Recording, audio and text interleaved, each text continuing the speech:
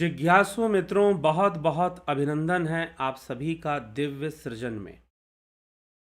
प्रत्येक दिवस की भांति आज भी हम यहाँ पर लाइव चर्चा का कार्यक्रम शुरू कर रहे हैं। और आज हमारे लाइव चर्चा का जो विषय है, गीता के 3 संवाद। किसने सुनी और किसने सुनाई। वास्तव में आज हम श्रीमद् भगवद गीता का जो परिवेश है, जिस माहौल में, जिस समय और ये सारी चीज़ें शुरू हुई श्रीमद् भगवद गीता की, तो उन पर हम चर्चा करेंगे। परिवेश की चर्चा को समझने का प्रयास करेंगे और हम इस परिवेश को समझते हुए श्रीमद् भगवद गीता की चर्चा करेंगे कि श्रीमद् भगवद गीता जो हम पढ़ते हैं वास्तव में वो क्या है। तो सर्वप्रथम इस विषय पर यह विचार कर लेना आवश्यक है कि श्रीमद् भगवद गीता भगवान श्री कृष्ण ने, द्वापर युगावतारी योगेश्वर भगवान श्री कृष्ण ने अर्जुन को सुनाई। अर्जुन कौन है? अर्जुन पांडु पुत्र है। 2 भाई धृतराष्ट्र और पांडु। इन दोनों भाइयों में धृतराष्ट्र अंधा था, पांडु सही थे, लेकिन उनको एक रोग हो गया जिससे कि उनकी मृत्यु हो गई और उनके 5 पुत्र रह गए और पत्नी रह गई। राजनीति का खेल आगे बढ़ता है।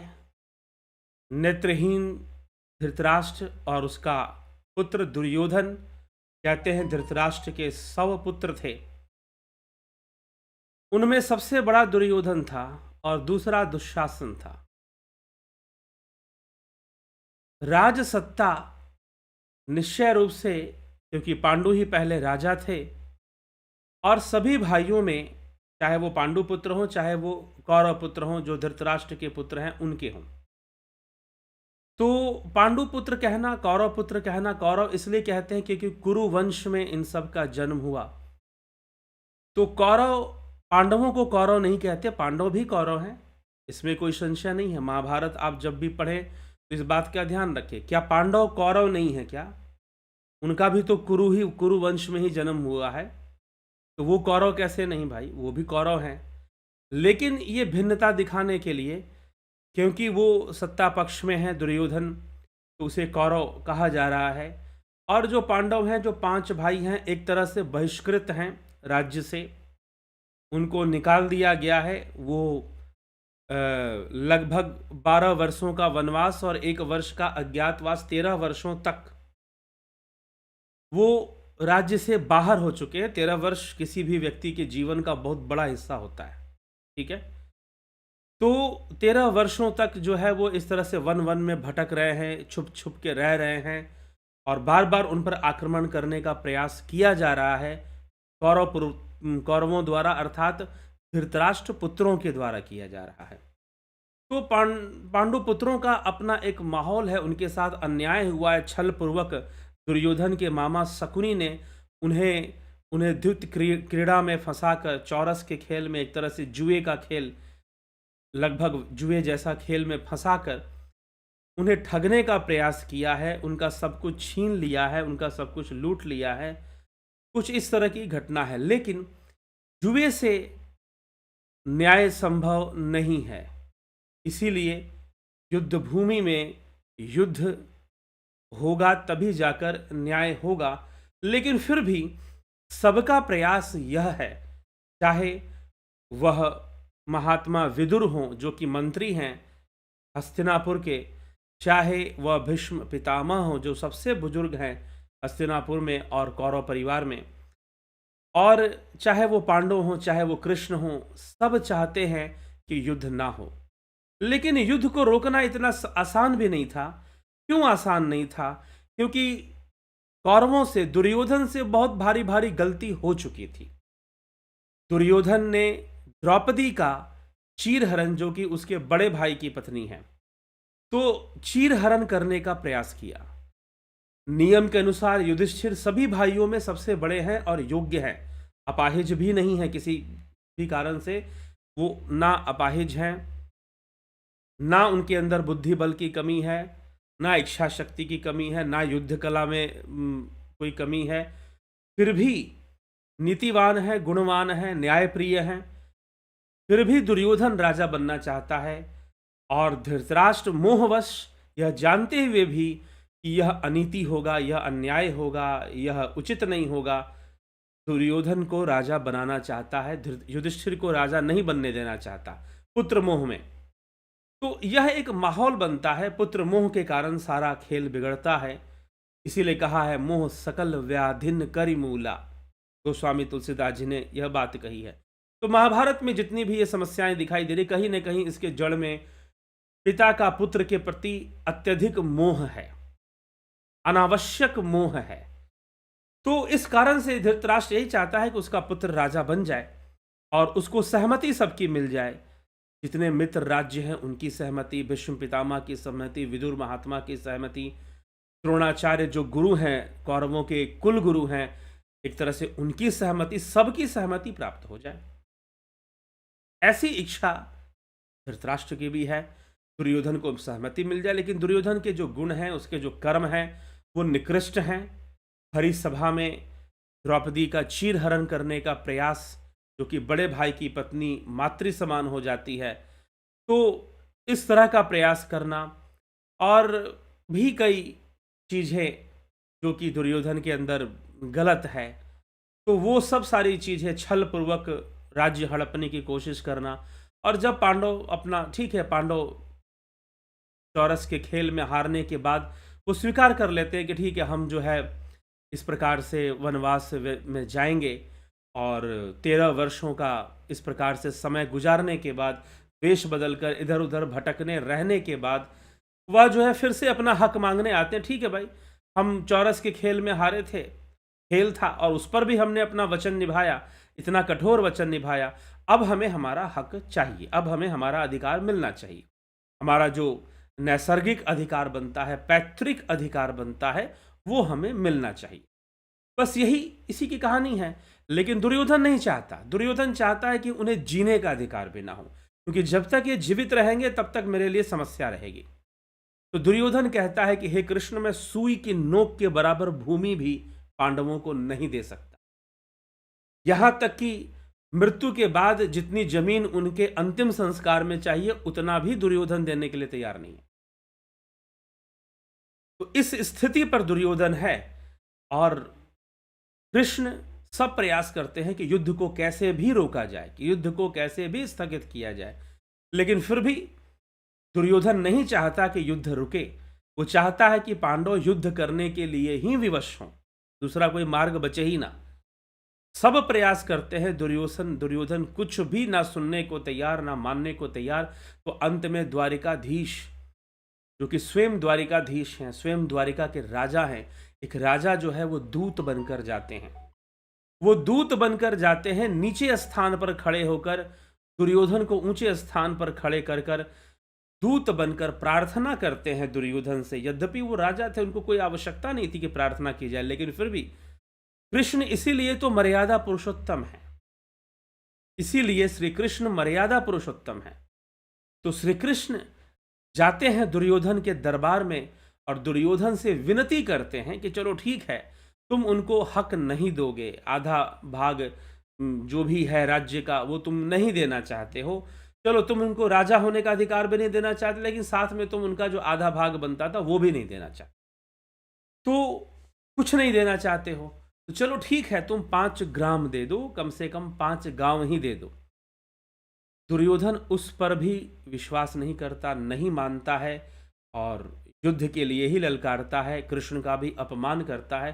तब श्री कृष्ण भगवान ने देखा कि सबके समझाने के बाद अब एक ही इच्छा थी कि सबके कहने पर मैं यहाँ आया था, लेकिन यह मेरा ही अपमान किया जा रहा है, सोच रहा है कि मैं ही कमजोर पड़ गया हूँ। तब भगवान ने अपने विराट विकराल ऐश्वर्य रूप को दिखाया, और ऐश्वर्य रूप को दिखाकर दुर्योधन से कहा कि ठीक है, बांध मुझे अगर बांधना चाहता है। अब याचना नहीं, अब रण होगा, जीवन जय या कि मरण होगा, दूसरा कोई विकल्प नहीं है। तूने छोड़ा है। महाभारत का युद्ध यहीं पर निश्चित हो जाता है। अब युद्ध होना है, लेकिन ये युद्ध इतना आसान नहीं है उस व्यक्ति के लिए जो अपने जीवन को सद्कर्मों के साथ जीना चाहता है, शुभ कर्मों के साथ जीना चाहता है, जो जीवन में कर्मों के महत्व को समझता है, कर्मों के विज्ञान को समझता है। और पांडव वन में रहते रहते, ऋषि मुनियों से शिक्षित होते होते, सत्संग सुनते सुनते, ऋषि मुनियों के माध्यम से वन के अंदर, और समय समय पर कृष्ण की प्रेरणा, भगवान कृष्ण की प्रेरणा, कभी दुर्वासा जी का प्रवचन, दुर्वासा ऋषि ने भी बहुत पांडवों का साथ दिया था वन में, तो दुर्वासा जी का प्रवचन और फिर और भी अन्य ऋषि जिनसे वो मिलते रहे, उनके विचार सुनते रहे, अपने आध्यात्मिक ज्ञान की बहुत वृद्धि कर ली थी पांडवों ने, इसमें कोई संशय नहीं है।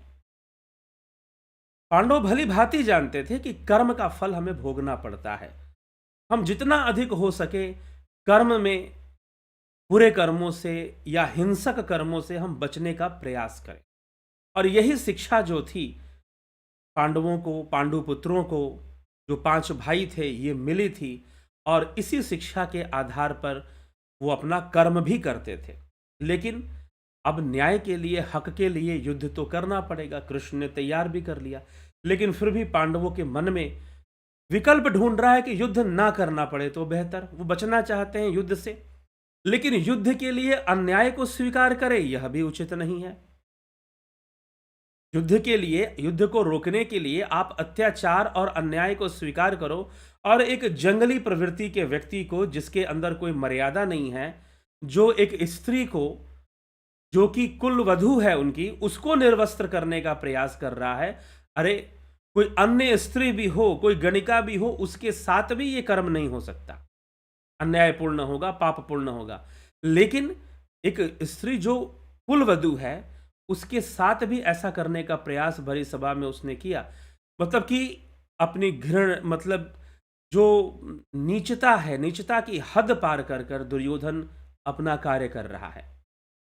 तो अब ऐसा व्यक्ति प्रकृति कब तक सहन करेगी ऐसे लोगों को? वो कभी ना कभी, प्रकृति, पांडु नहीं तो कोई और, कहीं ना कहीं ऐसे लोग समय आने पर, इनकी सीमा को निर्धारित किया जाता है प्रकृति के द्वारा, इनको सीमित किया जाता है। यह प्रकृति का सिद्धांत है, ऐसी बात नहीं है। अगर ऐसा होता तो शायद कोई आतंकवादी या कोई भ्रष्ट आदमी ही, उसी का शासन हमेशा चलता रहता, वही हमेशा जीवित रहता फिर तो। लेकिन ऐसा नहीं हो पाता है, प्रकृति सबको सीमित करने में लगी रहती है। तो दुर्योधन का भी तो अंत समय आना ही है, उसका भी तो समय आना ही चाहिए। तो यही माहौल है, और इसी माहौल में युद्ध शुरू होता है। पांडव युद्ध के लिए खड़े तो हो जाते हैं, और युद्ध का जो सबसे बड़ा भरोसा है पूरे पांडवों में और पांडवों की सेना में, अगर सबसे बड़ा कोई बलशाली और महारथी है तो वो अर्जुन है। वैसे भीम बहुत बलशाली हैं अपने शरीर से, बाहुबल से, निश्चय ही असामान्य बल उनके शरीर में, हजारों हाथी का बल उनके देह में है, उनकी भुजाओं में है। लेकिन अर्जुन के पास बुद्धि का बल है, अर्जुन के पास मंत्रों की सिद्धि है, अर्जुन के पास स्वयं भगवान भोलेनाथ का दिया, स्वयं कैलाशपति शंकर का दिया हुआ पशुपास्त्र है, अर्जुन के पास ब्रह्मास्त्र है, अर्जुन के पास अपने तपस्या का भी बल है, साथ में तपस्या का भी बल है। लेकिन साथ में ऋषि मुनियों और गुरुजनों से मिली हुई सदकर्मों की शिक्षा भी है। अर्जुन जब युद्ध भूमि में खड़ा होता है और जब उसे कुछ अवसाद होता है, तो उस समय भगवान श्री कृष्ण जो समझाते हैं, अवसाद किस ढंग से होता है, यह हम, अवसाद क्या चीज है, आगे हम कल के व्याख्यान में इसको श्रवण करते हैं। लेकिन हमें यहां परिवेश पूरा समझना है। भगवान कृष्ण अर्जुन को गीता सुनाते हैं, लेकिन जब हम श्रीमद् भगवद गीता पढ़ते हैं तो श्रीमद् भगवद गीता का जो प्रारंभ है वह श्री कृष्ण से नहीं है, वह अर्जुन से भी नहीं है, वह धृतराष्ट्र से है।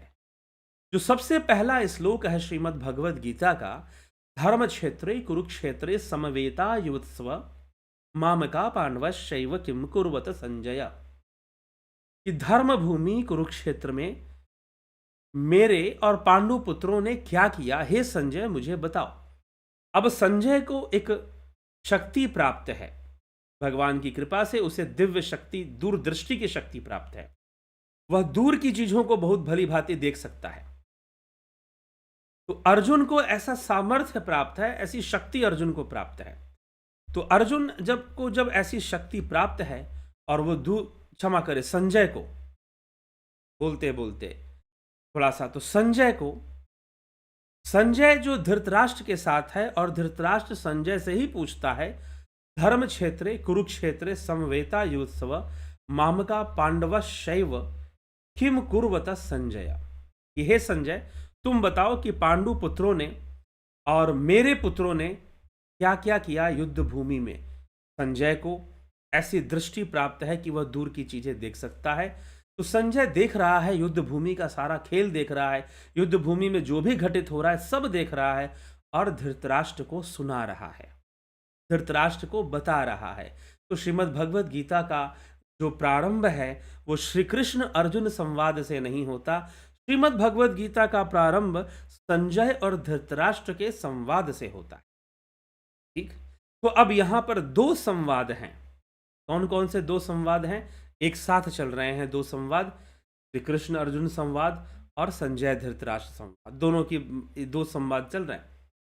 श्री कृष्ण जो भी उपदेश दे रहे हैं, श्री कृष्ण जो भी समझा रहे हैं, संजय वो सारी बातें धृतराष्ट्र को बता रहे हैं, संजय वो सारी बातें धृतराष्ट्र को समझा रहे हैं।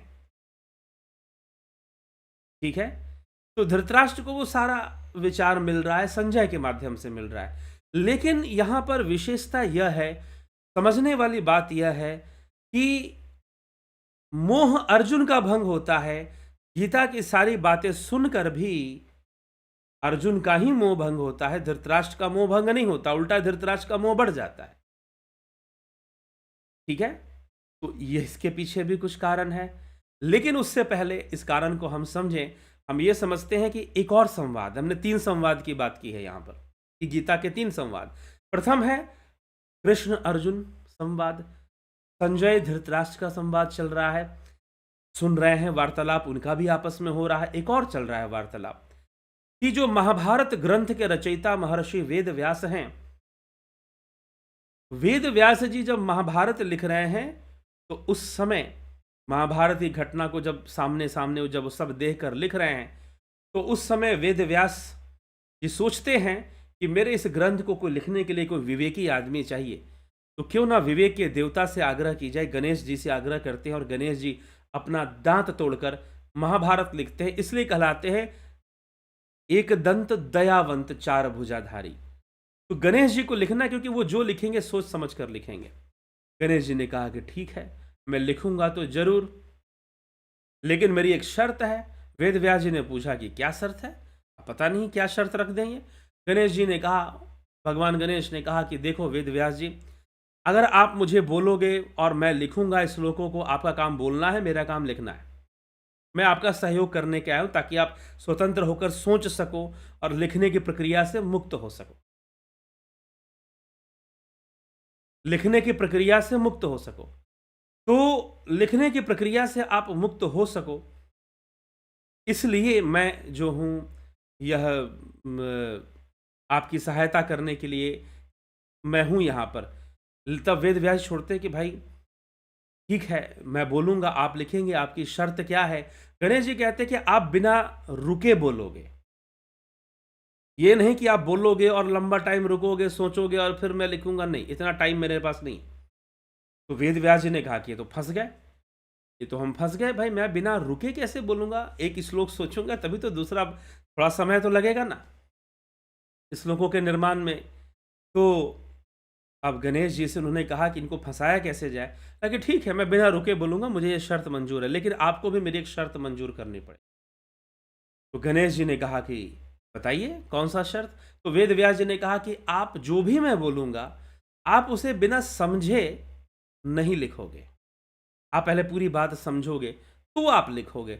गणेश जी ने कहा कि ठीक है। तो अब एक संवाद, महाभारत का ही पूरा संवाद लगभग, जैसे महाभारत की युद्ध की जो घटनाएं हैं वो सब संजय धृतराष्ट्र को सुना रहे हैं, वैसे ही अब वेद व्यास जी पूरी महाभारत सुना रहे हैं गणेश जी को, और गणेश जी सोच रहे हैं, समझ रहे हैं, फिर लिख रहे हैं। गणेश जी विचार कर, अब वेद व्यास जी को ऐसे शब्दों की रचना करनी पड़ती है जिससे कि थोड़ा सोचना पड़े। इसलिए महाभारत में कई बार ऐसे श्लोक हैं जहां पर संशय होता है कि किसके बारे में कहा जा रहा है, ठीक ना? कि एक श्लोक आता है कि वहां पर कृष्ण को मरा हुआ देख, केशव को मरा हुआ देख और कौरव रो रहे हैं। तो केशव जल के अंदर शव को देख, कौरव का एक अर्थ होता है सियार। सियार जो होते हैं, जो फॉक्स होते हैं, तो उनको एक तरह से जो इस तरह के जो जानवर होते हैं, जैकल, फॉक्स या वुल्फ जिनको बोलते हैं हम, तो भेड़िए होते हैं, वो थोड़ा दूसरे टाइप के होते हैं, जंगली ज़्यादा होते हैं वो। तो इस तरह से जो हुआ हुआ करते, वो रो रहे हैं भाई, वो रोते हैं सबको देखकर। लेकिन केशव का अर्थ यहाँ कृष्ण भी निकल जाता है, कौरव का अर्थ यहाँ कौरव पुत्र भी निकल जाते हैं, लेकिन वहां पर कौरव का अर्थ सियार। महाभारत में ऐसे ऐसे श्लोकों की रचना कुछ मिलती है। तो संस्कृत भाषा है, इस कारण से भी लोग गलत इंटरप्रेट भी कई बार करते हैं। तो ऐसे श्लोकों की रचना मिलती है और गणेश जी सोचते हैं, विचारते हैं, फिर लिखते हैं, और वेद व्यास जी अपना बोलते जाते हैं, आगे बढ़ते जाते हैं। तो ये 3 संवाद चलते हैं। यह 3 संवाद श्री महाभारत के अंदर श्रीमद् भगवद गीता में चलता है। तो युद्ध शुरू होता है। तो युद्ध जब प्रारंभ होता है तो भीष्म पर्व से युद्ध शुरू होता है, ठीक है? भीष्म पर्व से शांति पर्व तक। अब जैसे जैसे अब ये भीष्म पर्व का नाम है भीष्म पर्व क्यों? इसलिए है, भीष्म पर्व का नाम है भीष्म पर्व क्यों है? तो भीष्म पर्व का नाम भीष्म पर्व इसलिए है क्योंकि जब युद्ध प्रारंभ होता है तो कौरवों के जो सेनापति होते हैं वो स्वयं पितामह भीष्म होते हैं। वो कौरवों के पहले सेनापति बनते हैं। वो जब अर्जुन उनको बाणों की शैया पर सुला देता है तो दूसरे सेनापति बनते हैं द्रोण। तो द्रोण पर्व शुरू होता है, फिर कर्ण पर्व शुरू होता है। इस प्रकार से जो पर्व है नाम दिए गए हैं। तो अंत में जब युद्ध समाप्त हो जाता है और चारों तरफ शव ही बिछे होते हैं कुरुक्षेत्र की भूमि में, तो फिर वहां पर क्या होता है भाई? कुरुक्षेत्र की भूमि में जब शव ही बिछे हैं तो वहां पर शांति पर्व, फिर वहां पर शांति पर्व की चर्चा आती है। तो इस प्रकार से ये पूरा परिवेश है महाभारत का। और अर्जुन के लिए यह बहुत कठिन हो रहा है, तो अर्जुन की क्या स्थिति होती है, हम और इस परिवेश को स्पष्ट करते हुए, तो महाभारत का युद्ध क्यों होना पड़ा? नहीं होता तो अच्छा था। सबने प्रयास किया, लेकिन प्रकृति का जो लेख है, प्रकृति की जो लेखनी है, उसे भला कौन टाल पाता? यह भी एक बात है। लेकिन सबने ईमानदारी से प्रयास किया रोकने का, चाहे भीष्म पितामह हो, चाहे वह महात्मा विदुर हो, द्रोणाचार्य हो, और अंततः स्वयं भगवान श्री कृष्ण। अंततः स्वयं भगवान श्री कृष्ण ने सबसे बड़ा प्रयास किया। कुछ लोग कहते हैं कि कृष्ण ने युद्ध करवा दिया, मतलब कि आप ये चाहते हैं कि कृष्ण अगर पांडवों को हर अत्याचार सहने की शिक्षा देते, जैसे कि सन 47 के पहले या 48 के पहले हमारे देश में कुछ ऐसा माहौल था कि जहां पर एक समाज को अत्याचार सहने की शिक्षा दे दी जाती थी। उनके नेता ही कहते थे कि तुम मृत्यु स्वीकार करो, तुम्हारे साथ दंगा हो रहा है, ठीक है, तुम हिंसा मत करो। तो कहीं ना कहीं आप हिंसा को बढ़ावा ही तो दे रहे हैं। अगर किसी भी पक्ष को आप ये कन्विंस करते हैं कि तुम अत्याचार सहो, और उनके ऊपर होने वाले सारे अत्याचारों पे पर्दा डालते हैं आप, जैसे कि आज के परिवेश में भी ऐसा माहौल बहुत दिनों तक पर्दा पड़ा रहा। कश्मीर में हुए अत्याचारों पर, मालाबार में हुए अत्याचारों पर आज भी बहुत सारे लोग नहीं जानते। आज के बहुत सारे युवा नहीं जानते कि मालाबार केरल का इतिहास क्या है। 1921 में वहां कौन सी घटना घटी थी? जब खिलाफत आंदोलन शुरू हुआ था, उसके बाद मालाबार में क्या माहौल था? हम तो सोचते हैं खिलाफत आंदोलन का गांधी जी ने समर्थन किया था, लेकिन उस आंदोलन का क्या परिणाम हुआ था? तो इस तरह के पर्दा डालना महापाप के समान ही है। महापाप के समान ही है, क्योंकि एक पक्ष को आप अत्याचार सहने का लिए सहमत कर रहे हो कि भाई तुम्हारी माताओं बहनों के साथ बलात्कार हो रहा है तो सही हो रहा है, तुम्हारी हत्याएं हो रही हैं तो सही हो रही हैं, वो तो धर्म युद्ध कर रहे हैं। क्या ऐसी शिक्षा दी जा सकती है?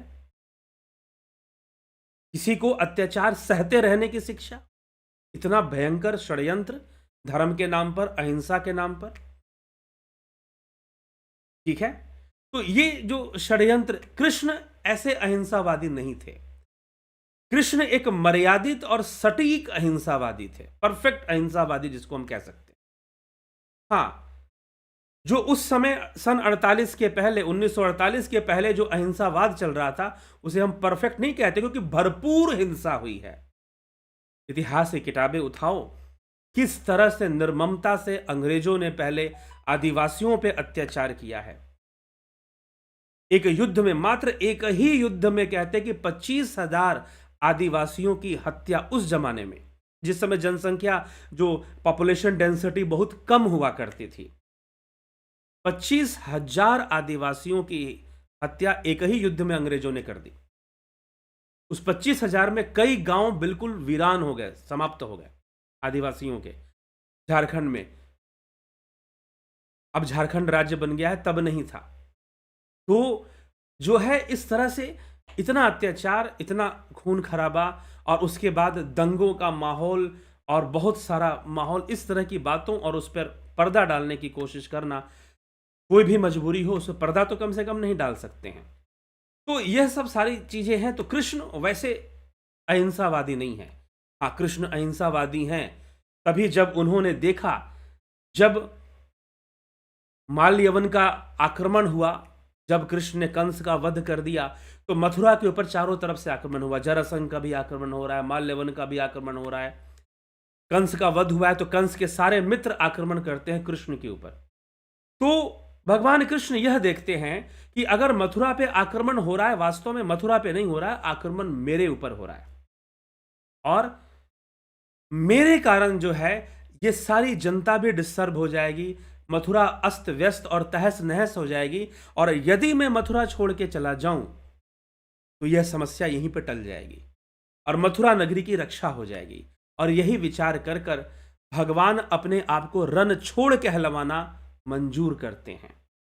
इस तथ्य पर लोग विचार नहीं देते, लेकिन अगर सही से ग्रंथों का अध्ययन करोगे तो यह समझ में आएगा कि कृष्ण को रण छोड़ कहा गया। उन्होंने रण छोड़ा ही क्यों? क्यों रण छोड़ा? इसीलिए छोड़ा था, अहिंसा के लिए छोड़ा था। कृष्ण जैसा अहिंसावादी, अगर महाभारत का युद्ध भी कृष्ण के कारण हो रहा होता तो शायद कृष्ण कुछ और लीला कर देते, लेकिन कृष्ण चाह कर भी नहीं रोक पा रहे थे युद्ध को। ये परिवेश हमें समझना पड़ेगा, और मात्र रामचरित्र ही नहीं, कृष्ण चरित्र भी हमें सही से समझना पड़ेगा कि कृष्ण ने कितना संघर्ष किया है, कितना सहा है अपने जीवन में, और मथुरा की रक्षा के लिए वो रणछोड़ कहलाना स्वीकार करते हैं। वृंदावन के बाल गोपालों के मानवीय अधिकार के लिए वो माखन चोर कहलाना भी स्वीकार करते हैं। ठीक, तो ये सब, ये कृष्ण का चरित्र है, इसीलिए कृष्ण भी मर्यादा पुरुषोत्तम है, इसमें कोई संशय नहीं है।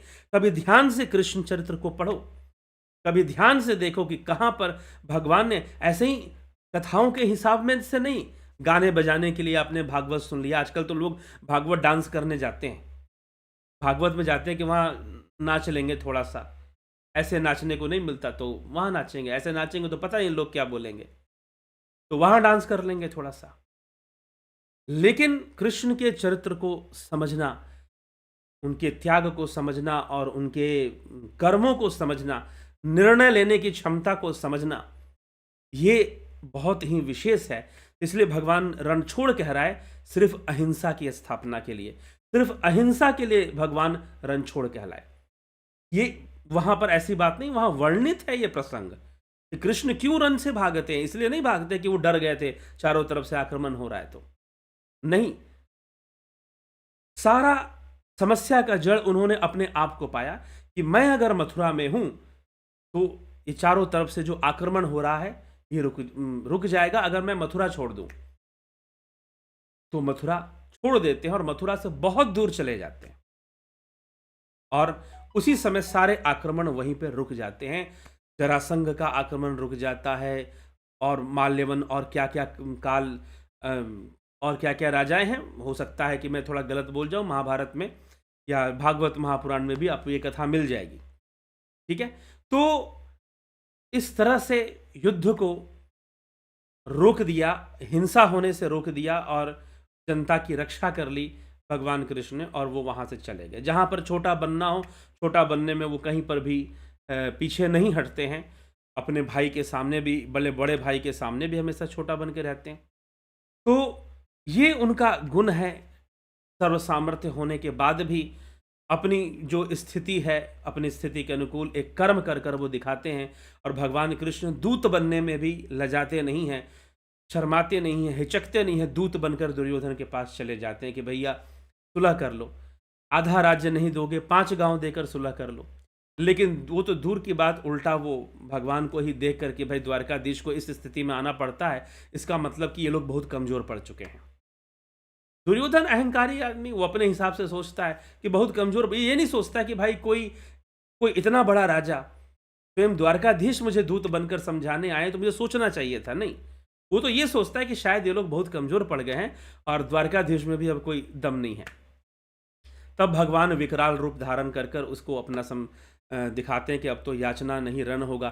तब दुर्योधन को समझ में आता है, तो युद्ध के पहले सेना मांगने पहुंचता है भगवान कृष्ण। तो ये सारा एक परिवेश था, और इस माहौल में जो घोर अन्याय हुआ था पांडवों के साथ, उस अन्याय के प्रति ये युद्ध प्रारंभ होता है। और उस युद्ध भूमि में भगवान श्री कृष्ण के द्वारा अर्जुन को श्रीमद् भगवद गीता का प्रवचन सुनाया जाता है। दोनों योद्धा हैं, दोनों राजा हैं, और लेकिन एक गुरु है, एक शिष्य है। वैसे संसारिक संबंध में दोनों मित्र हैं, सखा हैं, कजन ब्रदर्स भी हम उनको कह सकते हैं, कृष्ण और अर्जुन को। तो इस प्रकार से कथा के अंदर जो माँ थी अर्जुन की, कुंती, वो भगवान कृष्ण की बुआ लगती थी। वसुदेव की बहन लगती थी, जो कृष्ण के पिता हुए। महात्मा वसुदेव धर्माधिकारी, धर्म मंत्री थे वो कंस की सभा में। तो उनकी बहन लगती थी कुंती। तो इस कारण से बुआ का भी एक संबंध था, तो कजन ब्रदर भी आजकल बोलते हैं। तो इस तरह से ऐसा भी एक संबंध था, लेकिन मित्रतापूर्वक व्यवहार था दोनों के बीच में। और कृष्ण क्या समझाना शुरू करते हैं, कौन से शिक्षा देते हैं, क्यों देते हैं, हम कल से विचार करेंगे। और इस शिक्षा में भी अहिंसा छुपी है, अहिंसा की मर्यादा है। तो एक मर्यादित अहिंसा, एक आदर्श रूप में जिसको हम अहिंसा कह सकते हैं, उस अहिंसा की स्थापना भगवान कृष्ण ने, उस अहिंसा की स्थापना भगवान श्री कृष्ण ने की है। तो उस अहिंसा की स्थापना की है, इसलिए वो भी, कृष्ण भी एक मर्यादा पुरुषोत्तम है। वो अपनी लीला से कहीं ना कहीं आदर्श की स्थापना कर रहे हैं, मर्यादा की स्थापना कर रहे हैं। तो चलिए ठीक है, यही महत्वपूर्ण विषय है आज का जो हमने चर्चा में लिया। और कल फिर 9 बजे लाइव चर्चा मिलेंगे। आज की चर्चा को यहीं पर विराम देते हैं और कल फिर मिलते हैं 9 PM लाइव चर्चा। और ध्यान योग का कोर्स तो आगे बढ़ चुका है, अब ज्वाइन नहीं कर सकते। अब जिसको भी ज्वाइन करना है ध्यान योग, अगले महीने की क्या तारीख होगी वो आपको अनाउंस की जाएगी, बताई जाएगी, आपको मिलेगा उसका टाइम शेड्यूल क्या है, जो भी मिलेगा समय आने पर। अभी तो नहीं, इस महीने के अंत तक या दिसंबर के प्रारंभिक सप्ताह में आपको उसका डिटेल भी प्राप्त हो जाएगा। तो समझिए इस विषय को, श्रीमद् भगवद गीता किस माहौल में, किस परिवेश में शुरू होती है, कैसे शुरू होती है।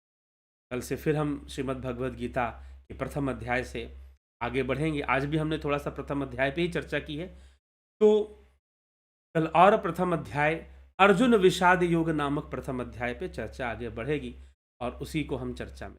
बहुत बहुत आभार आप सभी का, जुड़े रहें, बने रहें, लाभान्वित होते रहें।